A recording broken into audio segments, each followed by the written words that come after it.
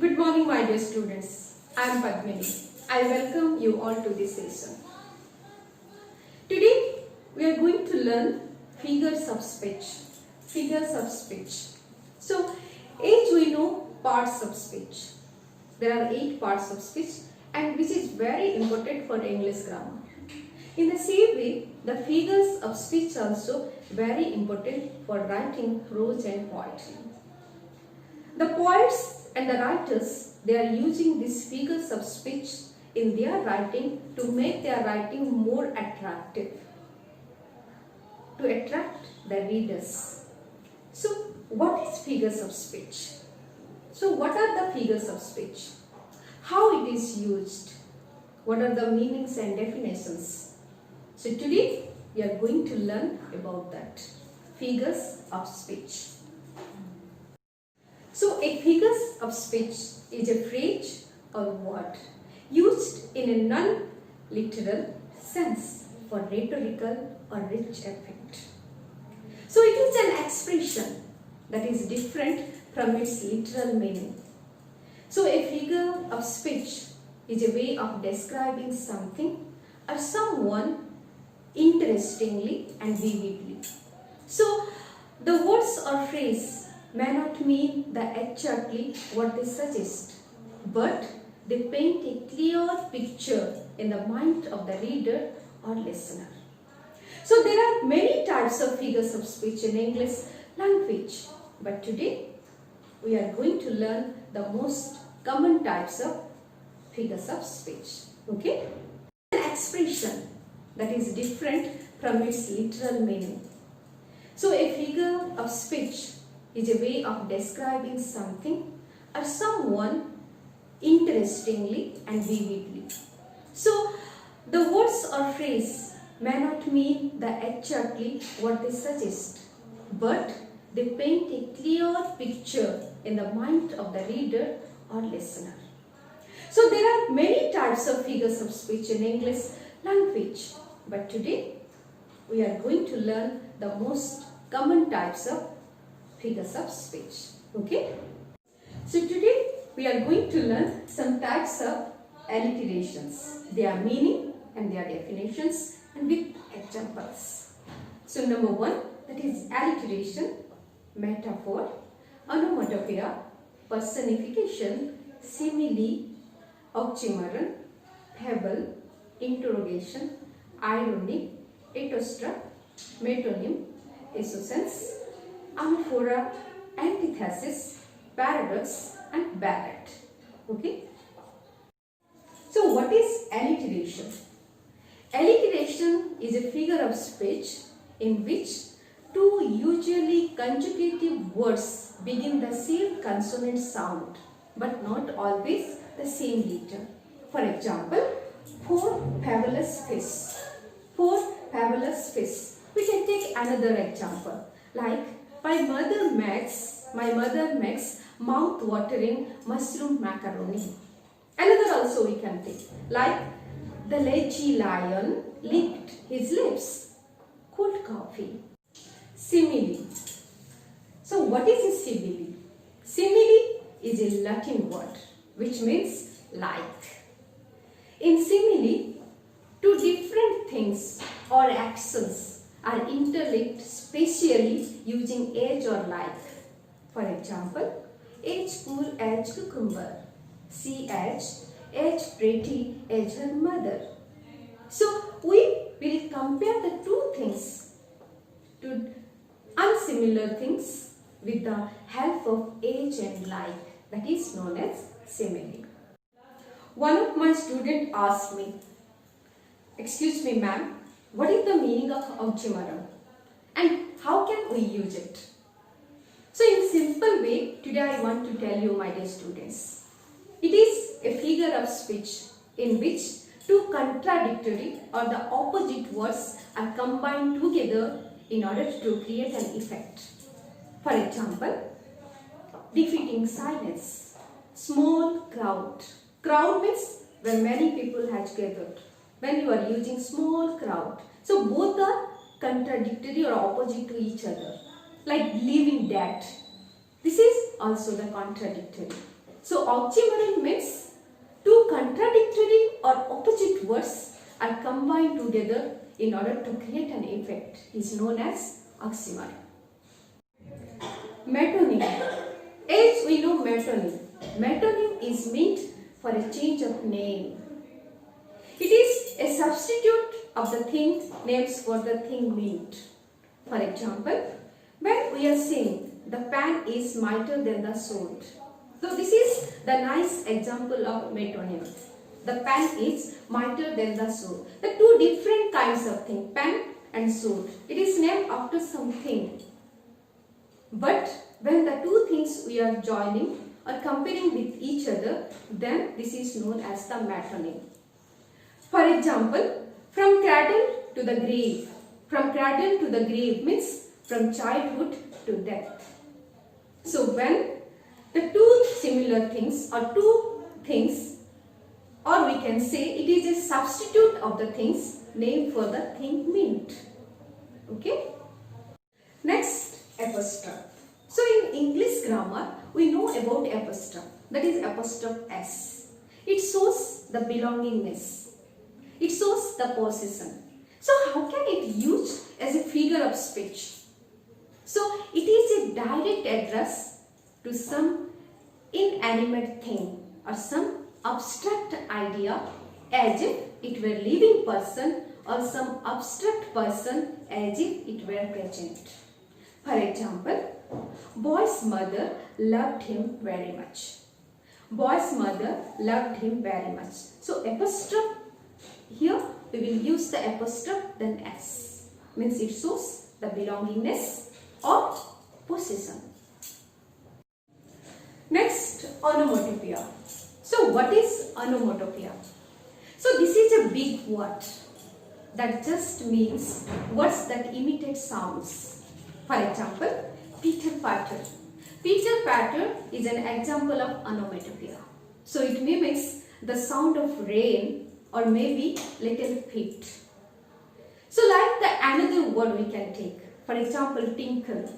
Tinkle is also the example of onomatopoeia. It mimics the sound of the well or falling water. Next, metaphor. So what is a metaphor? The difference between simile and metaphor means two different things we will compare with the help of age or like, then it is known as simile. But two different kinds of things, if we will compare without using age or like, is known as metaphor. Or in simple way we can say a metaphor is a figure of speech in which two things are compared indirectly. For example, the world is a stage. The world is a stage and another, he is a lion.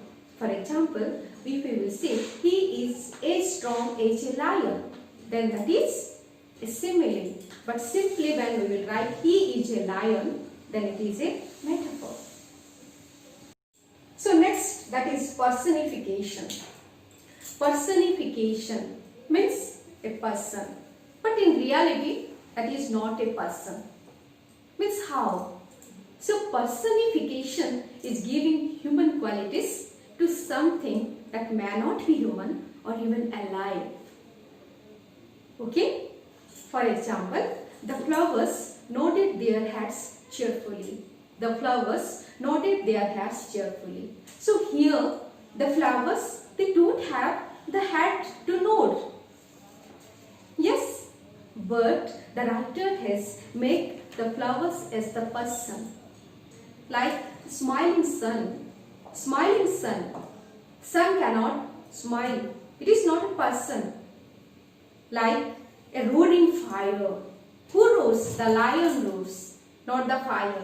But to make the writing effect, they are using these kinds of figures of speech. Like a furious storm.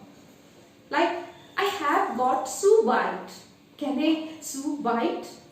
But still we are saying shoe bite. So these are the examples of personification. Next, euphemism. What is euphemism? By using this figure of speech euphemism, we speak in agreeable and favorable terms of some person, object or event, which is ordinarily considered unpleasant and disagreeable. Take one example. He is telling us a fairy tale. Okay, he is telling us a fairy tale. A fairy tale that is a lie. Another example we can take. He has fallen asleep. He has fallen asleep means he is dead. So in euphemism, what we are doing, we speak in agreeable and favorable terms of some person, object or event which is ordinarily considered unpleasant and disagreeable. Okay. Next, hyperbole. So what is hyperbole? Okay. So hyperbole is a figure of speech in which exaggeration of words is made on a statement. Why?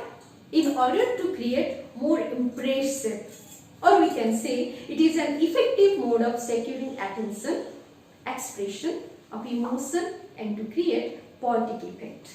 Okay. The nice example we can take here. For example, you are beautiful than rainbow colors. You are beautiful than rainbow colors. Is it true?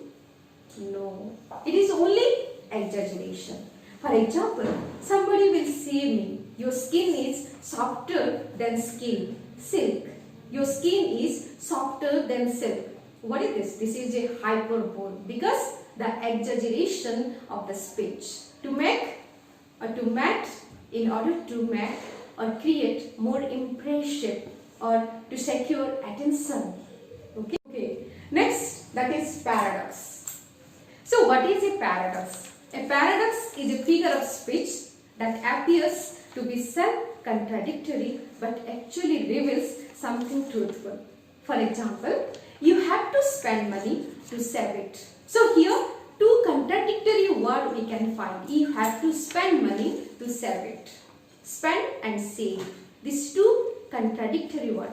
But actually this sentence reveals something truthful. Okay? So next, that is irony. So what is an irony? The use of words to express something different from and often opposite to their literal meaning is known as irony. For example, there are three types of irony. Like one is dramatic irony, verbal irony and situational irony. Okay?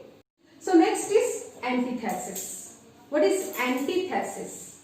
Anti means we can understand it is opposite. So antithesis is a figure of speech, or we can say a striking opposition or contrast of words is made in the same sentence in order to secure emphasis. For example, to add is human, to forgive is divine.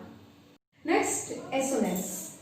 So what is an assonance? Assonance means identity or similarity in sound between internal vowels in neighboring words. For example, the engineer held the steering to steer the vehicle. So in engineer, the double E, then held the steering, double E, then to steer, S-T-E-R, again double E. So now we understood identity or similarity in sound between internal vowels in neighboring words is known as assonance. Okay, next, anaphora. So what is an anaphora? Anaphora is a figure of speech. The repetition of the same word or phrase at the beginning of the successive clause means, we will take one example. Unfortunately, I was in the wrong place at the wrong time on the wrong day. So in this sentence, we can find the three phrases. What is those? That is, I was in the wrong place, then wrong time, then wrong day. So anaphora is the repetition of the same word or phrase at the beginning of the successive clause. Okay? Next, interrogation. So what do you mean by interrogation, children? Suddenly it comes in our mind that interrogation means asking questions. But it is rhetorical mean to ask a question, but for the sake of not getting any answer, but put point for creating a profound effect. For example, are you mad? Can you imagine that? Are you ashamed of your failure? So these all are interrogation. These all are used to point for creating a profound effect in writing. Okay? So the well-known figure of speech, that is ballad. So what is a ballad? So a ballad is a song narrating a story in short stanzas. Ballads are a part of the folk culture or popular culture or passed on orally from one generation to the next. So my dear students, you can give the example of ballad. It is there in your book, Be Hype. That is, a legend of the Northland is a ballad.